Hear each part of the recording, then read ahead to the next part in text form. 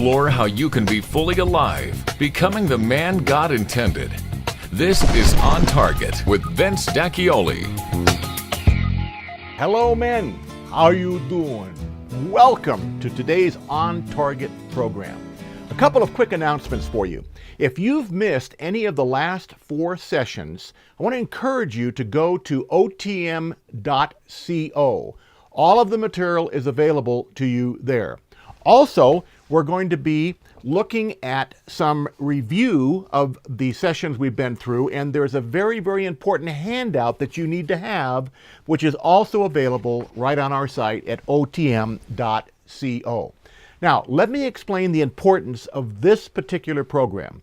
Over many years of testing the material that we're now rolling out, we have discovered that over a period of time, we forget some of the things that we've learned. So we are doing review sessions every time we complete a module. We have just gone through module 1. So in this particular program, we're going to be going back through the things that we've just learned and reviewing them. And we're also going to be giving you a preview of what you can expect in module number 2. So we want to encourage you to really dig in and pay attention here, because this material is extremely important. So let's dig in, shall we? The following teaching is from the Men on Target small group curriculum. In this session, we are titling this Module 1 Growth Keys. We're going to review the various teaching sessions that we've been bringing to you and allow you an opportunity to evaluate how you've been doing in all of these areas. So, for those of you who weren't able to be with us, you can always catch up by going online or by ordering the earlier sessions and be right here with us. Let's look at the growth keys. We began by talking about our goal is to create the man God intended. And if you recall, we started out with talking about the vision for what we're doing with an iceberg example. We talked about how if we look at an iceberg in an organizational context, we can also use that same illustration and look at it in a biblical context. In an organizational context, the iceberg represents an organization where the base of the iceberg is the vision or mission, which informs its core values or operating principles, and ultimately the behavior, which is what is seen at the tip of the iceberg, is consistent with the vision and core values. If you look at it in the context of an individual, if you recall, we talked about how the base or the vision or mission ought to be my Bible, and that it's an alignment of my Bible, my core values or beliefs, and ultimately my behavior. We talked about how oftentimes moral schizophrenia, which is truth learned on Sunday that is not applied on Monday, moral schizophrenia happens when we chip off the top of the iceberg and float it off. It's called compromise. And how important it is for us men to make sure that we are aligned. Then we talked about the change process and how difficult it is to bring about change in our life. And I shared with you what I call the 6 principles for effective change. And if you remember, the slide will show you the first 3 are what we call the cycle of hopelessness. It's event, awareness, and decision. We go to an event, and the event brings about an awareness that we need to make a change, and we make a decision to change, but then ultimately that change doesn't take place because we haven't entered the 4th phase, which is commitment. Commitment, if you recall, we said is the bridge you must cross to transform the old man into the new man. And then ultimately, commitment must lead to process. And that's the part we don't like, guys. Process is work. You know, it's kind of like, you remember the illustration about lifting weights and how when I was a young kid, I got these new weights and went and lifted them for 20, 30 minutes and went to the mirror, ripped off my shirt and got frustrated because I didn't see any real progress. So if you don't commit to the process, then change is not going to happen. And then ultimately out of the process, we can begin to see change if we stick to it by making a commitment. So after that, then we started talking about Who is this God? And if you remember, we used a cell phone as an illustration. We talked about how incredible this cell phone technology is these days and how we're so amazed at it. And yet, when we think about it, that cell phone was manufactured by man, by you and me, by mankind. And yet, one hair out of our head, if we look at that under a magnifying glass or microscope, we don't even understand what's going on in that one little hair at the cellular level. And so raise your awareness. Going from that cell phone, if man made the cell phone and one hair on our head is more technologically advanced than that cell phone, it begs the question, who made man? And we tried to talk about how awesome and how incredible this being we called God really is. So we talked about who is this God. Then we talked about the problem. In our culture, the problem is we kind of understand who God is, but we're pursuing oftentimes the wrong God. We talked about the difference between pursuing a God that we want versus the God who is. I think I shared with you the story of my own life, that when I first accepted the Lord into my life, I didn't want the God of the Bible. I wanted the God I wanted, the God that would agree with me living my life the way I wanted to live my life, and I avoided the God who is real, lives in heaven. And listen, guys, he has an opinion, and I think I mentioned this before, guess whose opinion don't count? So we have to make sure that we are pursuing the right God. Then we talked about what does he want? Okay, we're kind of understanding who he is now. What does God really want of you and me? And our verse comes from Matthew 22:37, probably one of the most important verses in the entire Bible, where someone asked Jesus the question, which is the greatest commandment in the law? And you guys all remember this. Jesus, knowing the man thought he already knew the answer, replied, and this is powerful, here are the two greatest commandments. Love the Lord your God with all your heart, with all your soul, and with all your mind. This is the first and greatest commandment, he says. And the second is like it. Love your neighbor as yourself. And you may remember me sharing that tender story about speaking in the all African American church and challenging all of us to really consider the importance of loving the Lord your God first as a prerequisite to being able to love my neighbor as myself. Those two commandments, listen guys, are in that order for a reason. And it's very important that we get that, because God's ultimate plan for planet Earth is really quite simple. It can be distilled into one sentence, and it is this, that an invisible God is made visible, listen, in the actions, not words, in the actions of those who fellowship with his son Jesus, period. That's God's plan for planet Earth. Then the next several sessions we talked about, okay, how do I get to know this God? And guys, listen, let me just go through this quickly. It begins with trusting God. You remember Peter in the boat and Jesus walking on the water, and that funny little illustration we used early on where Peter says, Lord, if that's you, tell me to come to you on the water, because I know if that's you, Lord, I can trust you. And what does the Bible say? Jesus said, come on, Peter, it's me, you can do it, right?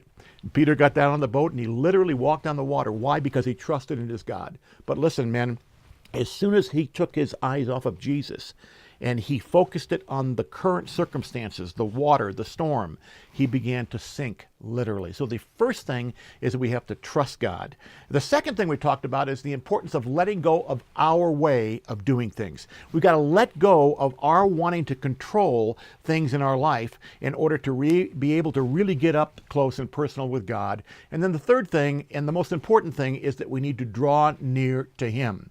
Draw near to him by spending time, that's the four-letter word we talked about, alone with God every day. And listen, the key here is to be alone with God. You remember we talked about you cannot develop intimacy with God if you're in a crowd.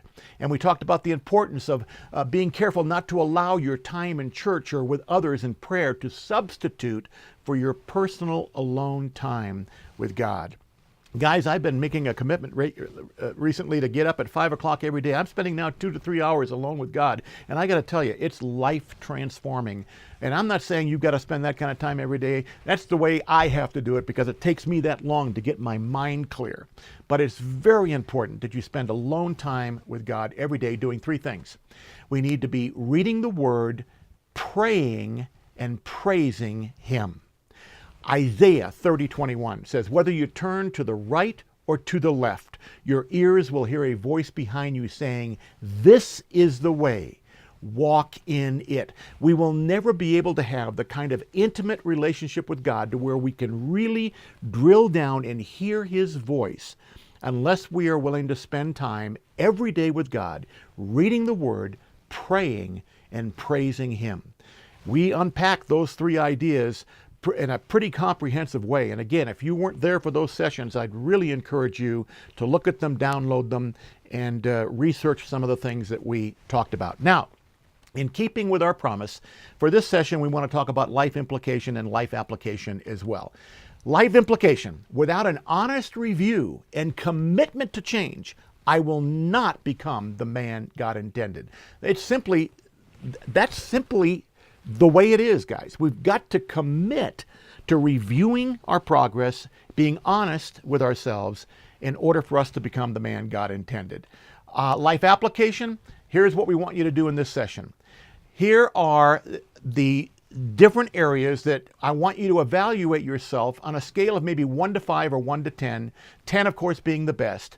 How are you doing in, first, understanding and living out godly character? How are you doing on a scale of 1 to 10? How are you doing in the 6 stages for change? Where are you? Have you made that commitment? Have I made a commitment? And then seeking the God who is, not a God that I want. How are you doing in that area? Establishing a quality devotional habit. Very, very important.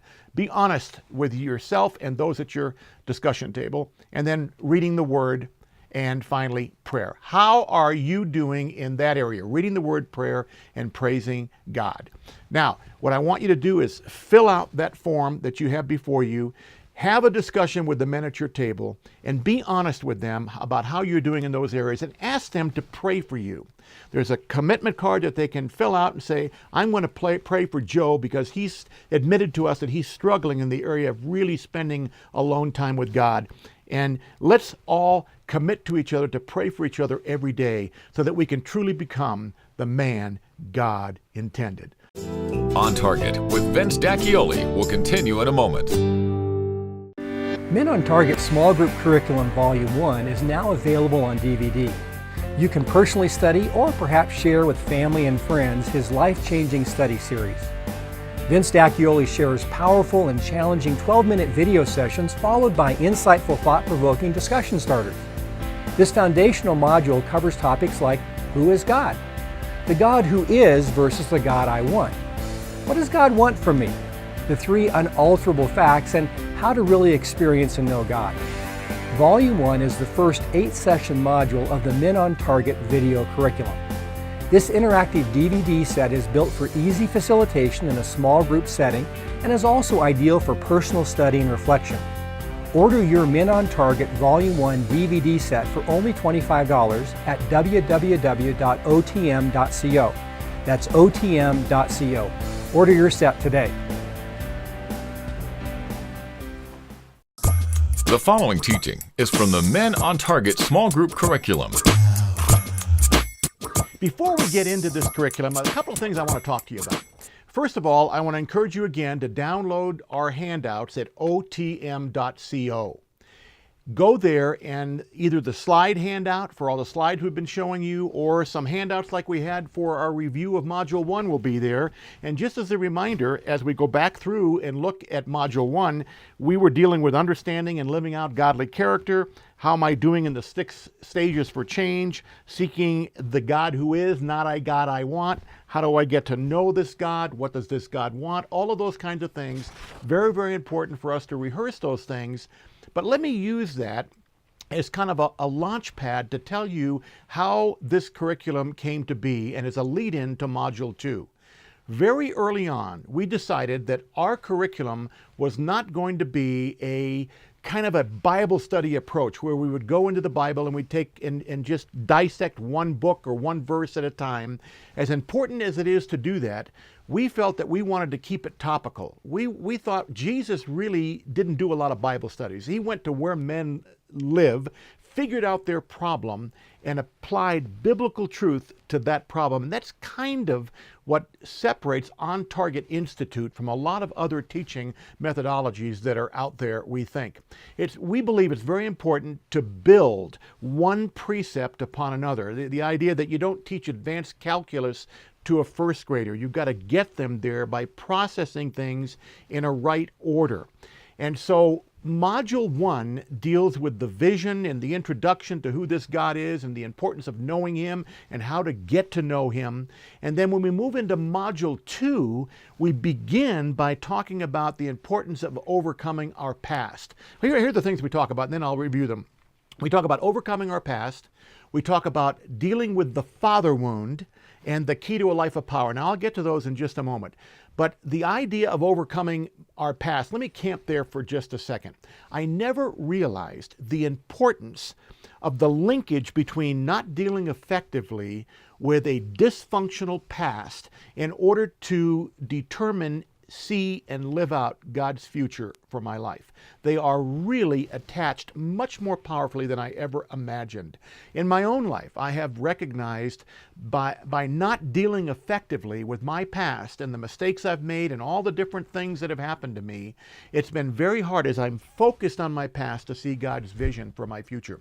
When I'm doing this in live audiences, I have a little fun thing that I do. I'll usually ask a couple to come out of the audience and stand on one side and the other of me and face me. And I'll typically turn to the woman and I'll say, now this represents my future, the beauty that God has for me that He wants me to see, and all the wonderful things that He has planned for my future. And then I'll embellish that a little bit, and then I'll turn to the man and I'll say, I kind of have fun with this, by the way. I'll say, this is my past. It's pretty ugly, you know, and we go on, and the audience gets a good laugh out of that. But as I'm looking at the man representing my past, I want you to notice my body posture.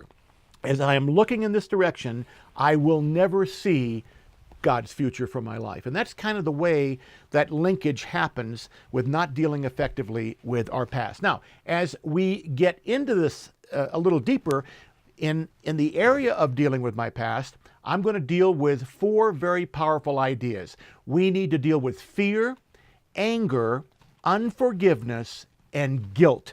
These are 4 very powerful principles that we're going to deal with. We're going to talk about where fear came from, going all the way back to the garden and the original curse that was placed upon the man and upon the woman. That's a powerful teaching all by itself. As a result of that curse, a man's greatest fear is that he's not going to be significant. His greatest fear is failure. A woman, however, very, very different because of the curse placed upon the woman. Her greatest fear is abandonment. Her greatest need is for security. And we'll kind of unpack that. And for many of you men, you'll kind of see how that plays itself out actually in your relationship with your wives, those of you who are married. So we'll deal with fear, and then we'll deal with anger. Anger really is nothing more than a mask for fear, but you must deal with these things in this area. If you look underneath what's going on with an angry person, usually you'll discover some underlying fear or insecurity that's not being effectively dealt with. And then we get into a huge one, unforgiveness. This is a major problem, especially in our culture today, and I believe one of the main reasons why we Christians are thought more of in our culture as a political movement sometimes than we are a spiritual one, because we violate what the Bible is trying to teach us in the area of unforgiveness. And then finally we deal with guilt, which is what happens as a result of not dealing effectively with fear, anger, and unforgiveness in the first place. Then, once we're done with those sessions, we're going to talk about the father wound. This is a huge area, guys. I've been in audiences where we'll have, 80, 90 guys, and I'll ask men to raise their hands if they've never had the father's blessing of their earthly dad or didn't have a good relationship with their earthly dad. It is amazing how many men struggle with dysfunctional relationships with their earthly dads. And the result of that is the devil uses that to keep them from really discovering who our Heavenly Father is in the first place, and ultimately what He wants and how He wants us to live out our life. I've asked Dr. Clarence Schuler to come, and he's going to provide 2 powerful sessions. Clarence says, our fathers were wounded by their fathers, and they passed on this chain of pain to us. He goes on to say this: don't let the pain of your past punish your present, paralyze your future, and pervert your purpose, because you have a godly destiny. That's what Clarence would say. Then, our key verses for these sessions up front are found in Hebrews 12, 1 and 2. It says this: therefore, we also, since we are surrounded by such a cloud of witnesses, let us lay aside, listen, every weight and the sin which so easily ensnares us, and let us run with endurance the race that is set before us, looking unto Jesus, the author and finisher of our faith. We're going to conclude this module by getting into a very important area for us men. It's called the key to a life of power. I believe there's a profound relationship between obedience and power. We're going to talk about how Jesus resisted the devil in the desert, in the areas of hunger, pride, and greed, all the areas we have a hard time resisting ourselves. We'll talk about that and the importance of, as Jesus resisted the devil, it says, angels came and attended him. Wow, I don't know about you guys, but I would love to have angels come and attend to me. But the major issue here is obedience. You know, it's been said that the Apollo moonshot, and everybody remembers the Apollo moonshot, was off course 97% of the time. The only way the Apollo moonshot was able to ultimately hit its target was that along the way, Mission Control would have to fire off these little things called retro rockets. It would kind of get it back on course again. I like to think that obedience is the retro rocket for life, because, men, I want to tell you something. I don't know about you, but my life is on course, off course, I should say, at least 97% of the time. And obedience is the retro rocket for life. Am I willing to obey in this area and get my life back lined up again? Am I willing and am I able to do that? We're going to talk a lot about obedience. Oswald Chambers has a great quote. I remember when I read this, I thought, wow, this is profound. One of my favorite all-time quotes. He says this: God will not reveal more truth about himself until you will have obeyed what you already know. Wow, what a profound quote. Could it be that because we're not obeying what God has already revealed to us, that we're being kind of hamstrung from not being able to see God's unique plan for our future? Here's a powerful verse. Ecclesiastes 8:8 says this: no man has the power over the wind to contain it, so no one has the power over the day of his death. As no one is discharged in time of war, so, listen men, wickedness will not release those who practice it. And I don't know about you guys, but I have found that to be so true in my life. The more I enter into willful disobedience, the more God seems to back off, and that wickedness at some point is going to catch up with me. And some of you men have already experienced that. Now, in keeping with our promise, what's the life implication and application for this session? Simply life implication: look, unless I'm able to let go of my past and learn to live a disciplined, obedient life, I will never discover God's purpose for me. Life application: here are some things for you to talk about. In Module 2, a reminder, we will be dealing with these issues: letting go of our past, the father wound, obedience. Okay? Here are some things to think about as you talk among the men in your group right now. Number one, which of the areas above are you most needing help in? Share with the men in your group.